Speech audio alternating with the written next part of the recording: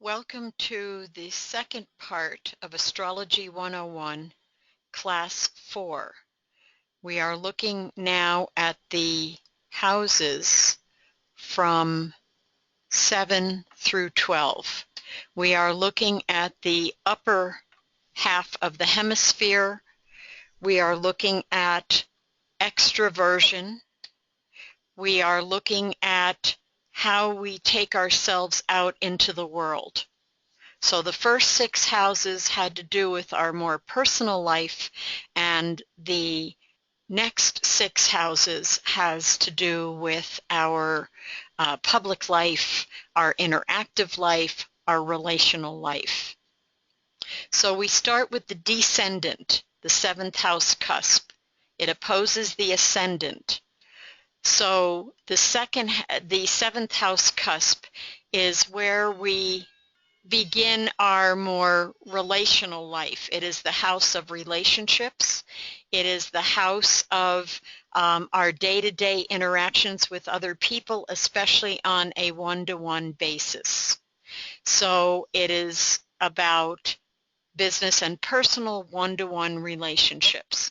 It can also be, it's ruled by Libra, and it's the beginning of the 7th house, but the descendant, like the ascendant, like the IC, the descendant, and the midheaven, which we'll come to, these are all the angles of the chart, the 4 angles, and these are the parts of the chart that kind of stand alone, not just the beginning of a house, but they stand on their own.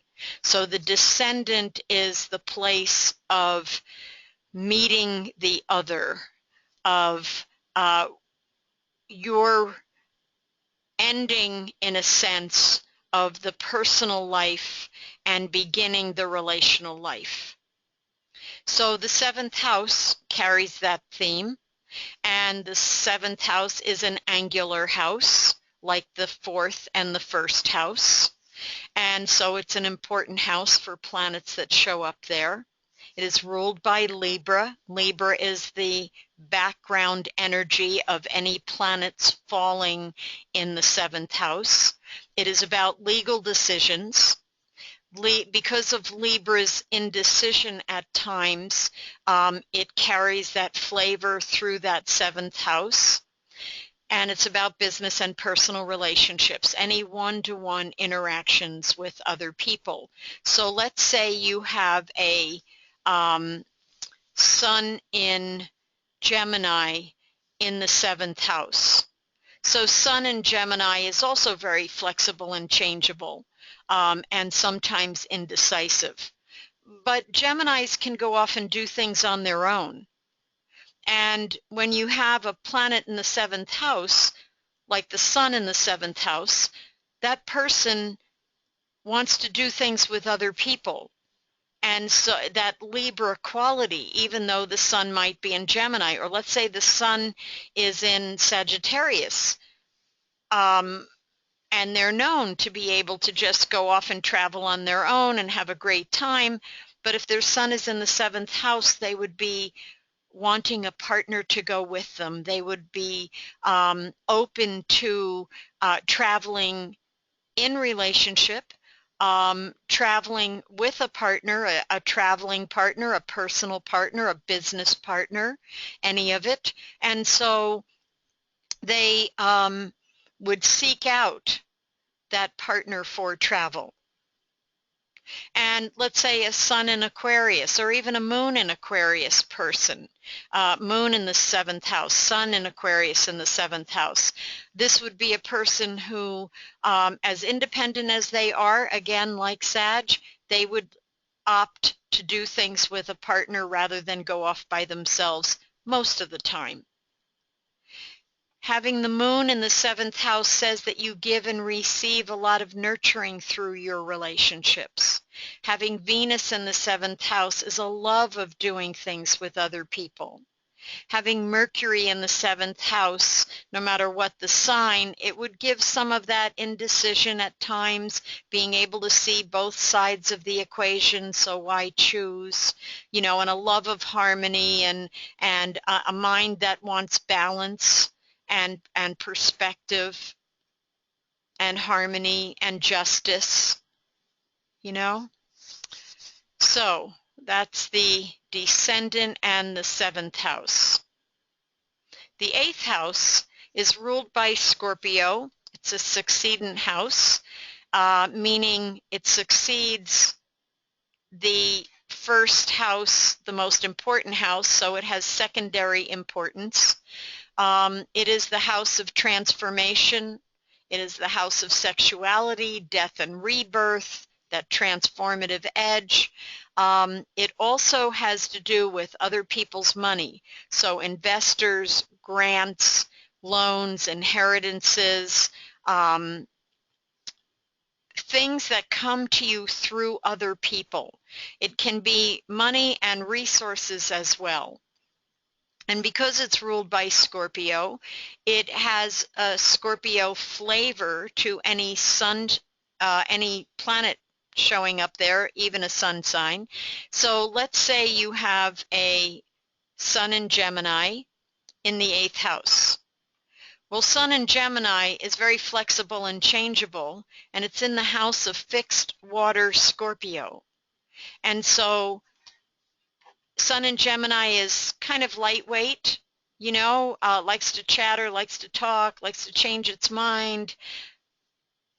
Scorpio is deep and intense and wants to cut to the chase and get to the bottom lines. So all of a sudden you have a Gemini person, if you just know their sun sign, you think, well, they're pretty lightweight, this is what I can kind of expect from them.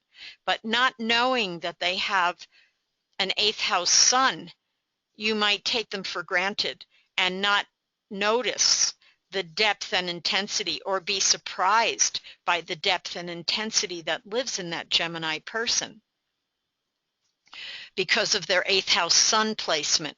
Venus in the 8th house is a love of going deep. In a woman's chart, that Venus in the 8th house gives a lot of sensuality, sexuality, and a desire for transformation in the course of the life. Having Mars there, it would be the type of man she would draw, a deep, intense type of male energy. Having a man with Mars in the 8th house, it would be a man who was very deep, very sexual, and perhaps also very transformative in his life path as well. Having a moon there. Let's say you have a Leo moon in the 8th house. Leo moon would tell you anything, but not a moon in the 8th house, because they're going to play some of their cards close to their chest, because that's what Scorpio does.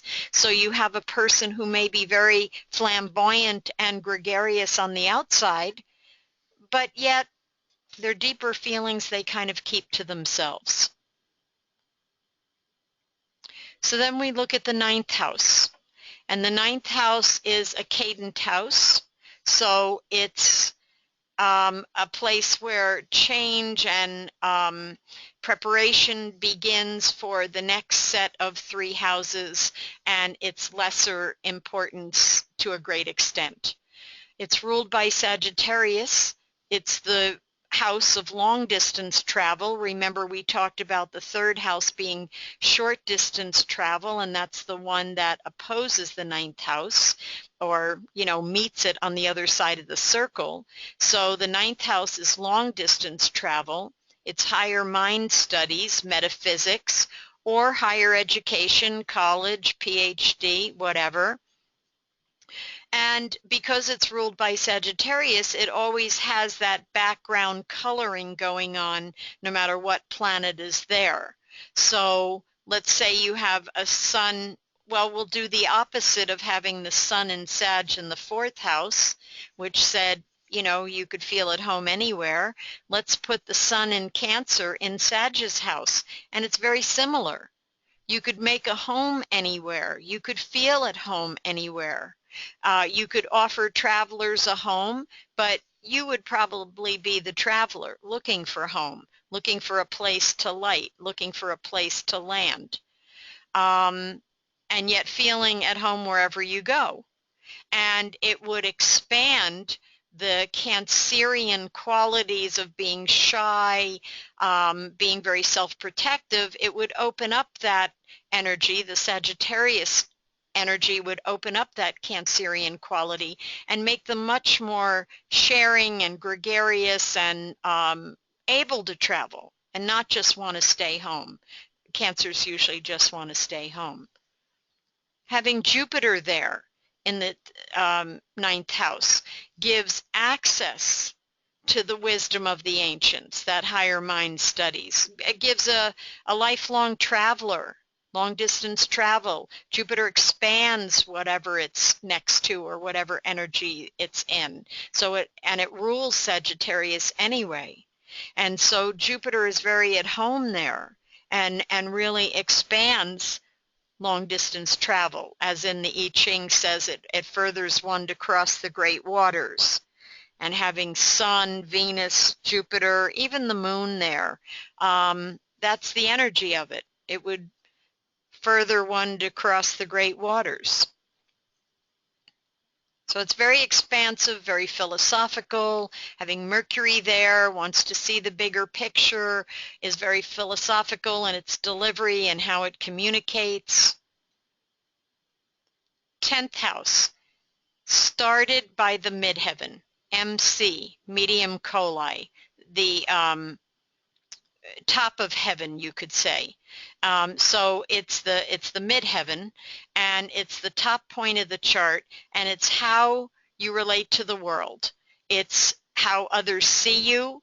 It's your professional life and your career, and the whole 10th house has to do with that, but especially the sign on the midheaven.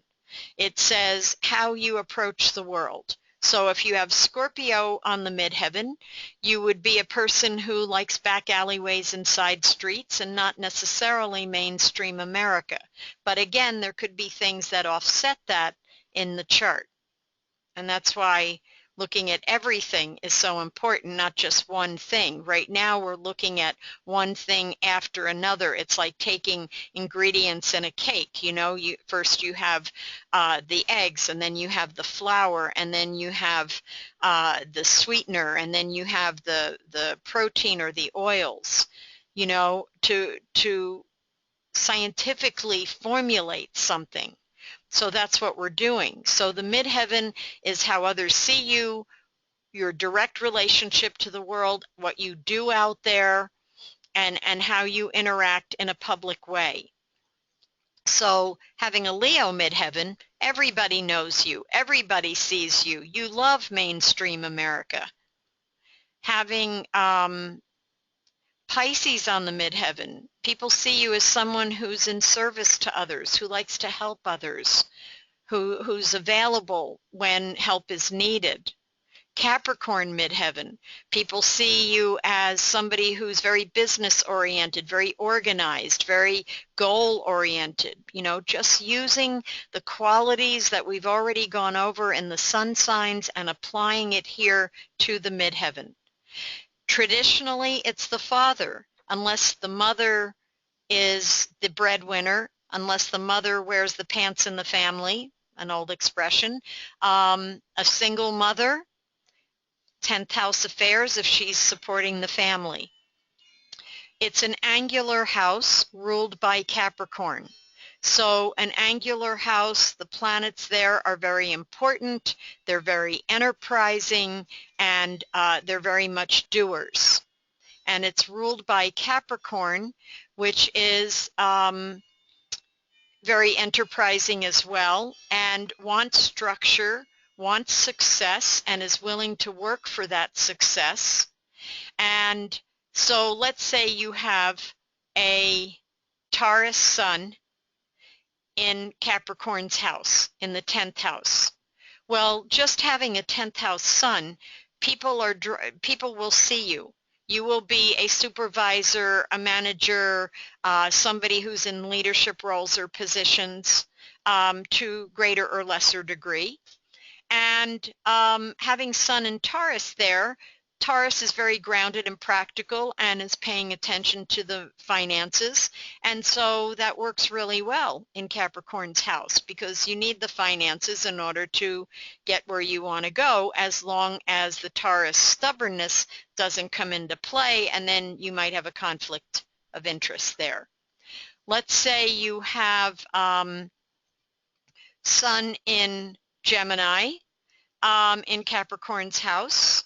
Geminis are very changeable and flexible, but in Capricorn's house, they can use their language and communication skills to affect their business, to be part of their business. Maybe they have a translation company. They translate books or talks into other languages. Maybe they're a writer, and their writing is their profession, whether it's technical writing or a novelist or nonfiction writer. So you take into consideration the planet, the sign, and the house it falls in. And then we'll look at aspects in another class, because that will show you how easily that planet works in expressing itself in the chart, or where there are frustrations and difficulties. Having the moon in the 10th house also gives a high degree of visibility. In the old days, the sun and the moon were called the lights in astrology. They light up the night, you know, they light up the sky, the sun by day, the moon by night. And so having the moon in the 10th house also gives a high degree of visibility. And people know you, they hear about you, they see you, that kind of thing. Having Saturn in the 10th house, Saturn rules Capricorn. And having Saturn in the 10th house is a natural teacher, a formal teacher, you know, with desks and rows and audience, you know, it's a formal teacher, where Saturn showing up in the 9th or the 11th houses are informal teacher. They are an informal teacher. They teach where they find themselves, sometimes in a group setting, but Saturn in an angular house in the 10th house is a teacher by trade, and they are a formal teacher. Saturn in the 10th house is also a CEO and head of company, and somebody who other people look to for their knowledge and their expertise. The 11th house. The 11th house is the succeeding house. It from the 10th house, the following the 10th house affairs. It is ruled by Aquarius. It is about friends, hopes and dreams. It's about your role in the culture, not your role in the world through your professional life like the 10th house, but just your role in the community, your role in your culture. And your culture can consist of your neighborhood or your town. I mean, using culture in a more diminutive way, but it's your role in the community. What do you do out there? How do other people see you or know you? Are you a dreamer? Are you a nurturer? Are you a teacher? Are you a somebody who calls the circle and gets groups of people together? Because it's ruled by Aquarius, there's a lot of live and let live, community orientation, people energy, and there's a lot of a sense of equality with whatever shows up in that 11th house. Because Aquarians really define themselves as being equal. Even an Aquarian child will feel equal to its parents or its extended family or its community. It feels like, of course I'm equal. I'm just in a small body, but this is who I am. You know, my intelligence tells me I'm equal to everybody around me. It's team efforts. It's group efforts. It's somebody who could run, you know, a psychotherapy practice with group situations, where people gather in groups rather than individual sessions. They come in for group therapy.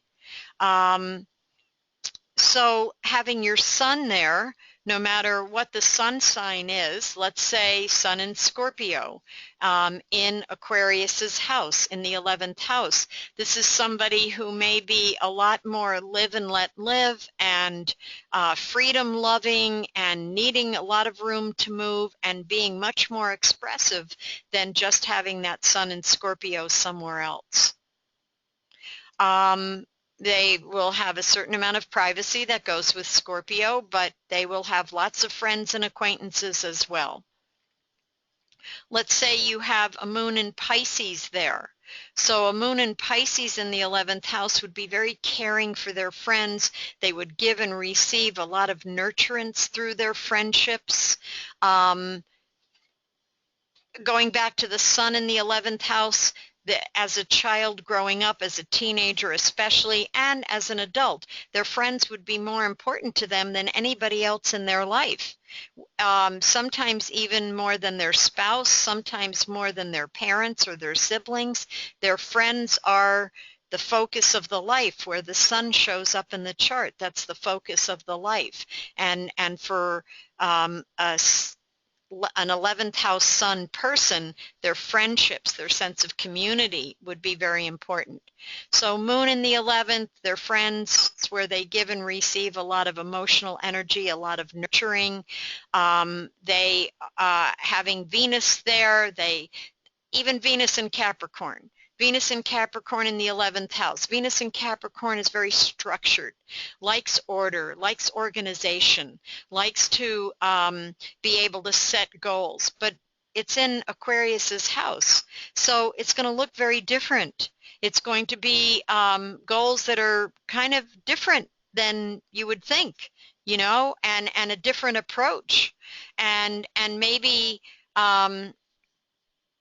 a different set of principles, So I think of some of the newer companies that have, child care units, spa units on their campuses, their business campuses, and it's more relaxed, and it's maybe not leisure clothes, but sort of, and so that to me talks about a sense of community that's built on equality, very equal kinds of principles, and also very different kinds of principles, creating a community, even though it's a business community, that Capricorn influence of a planet in the 11th house in Capricorn, it brings out that Aquarian flavor, so it's going to look different.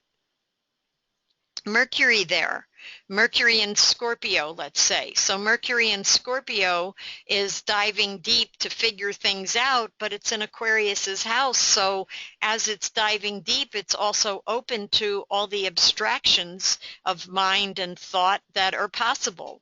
They could be an astrologer with Mercury in the 11th house, who, with Mercury in Scorpio, is also very deep and research oriented, but about different things. Maybe not about Pluto's orbit, but maybe what the North Node is in a person's chart, and they do a lot of research along that, or do a lot of research along the lines of retrograde planets and stationary planets.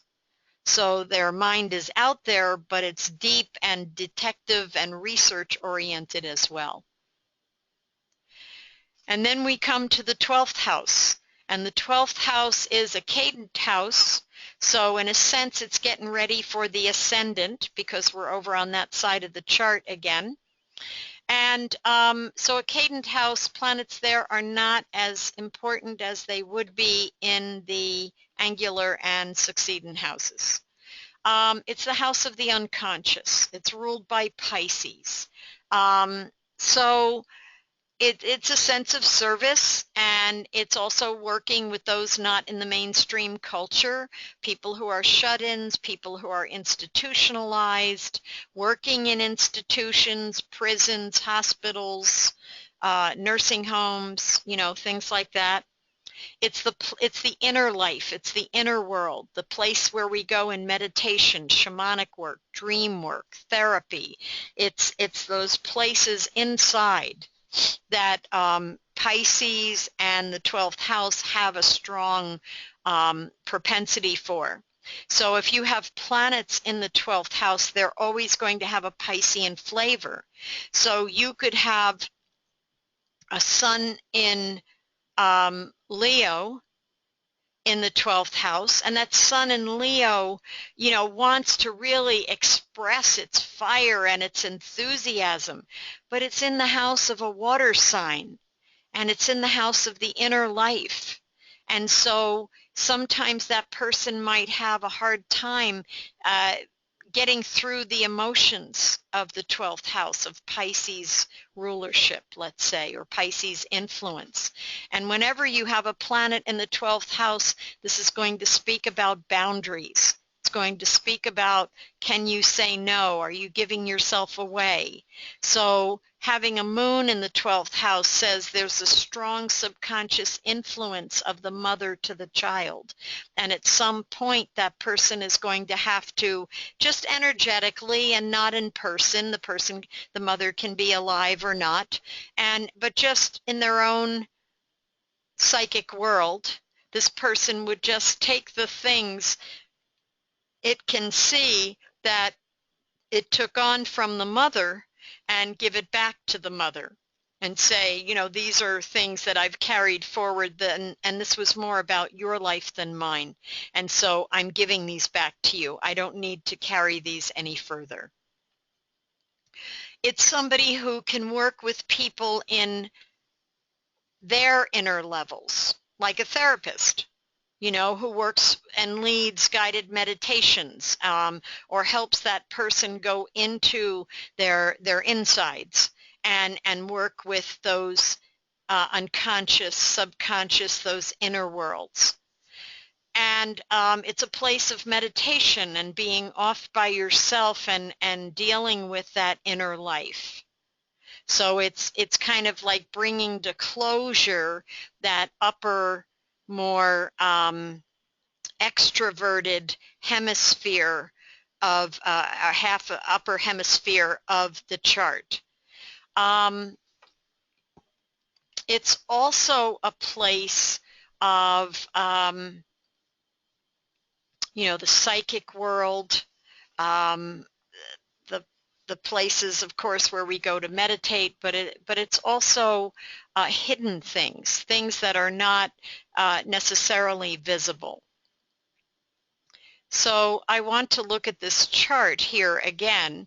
So we started this time in the West with the 7th house, and it's about relationships and marriages and partnerships, legal relationships ruled by Libra. And then we looked at the 8th house, which is ruled by Scorpio, and it's about death and rebirth, regeneration, transformation, and resources through others.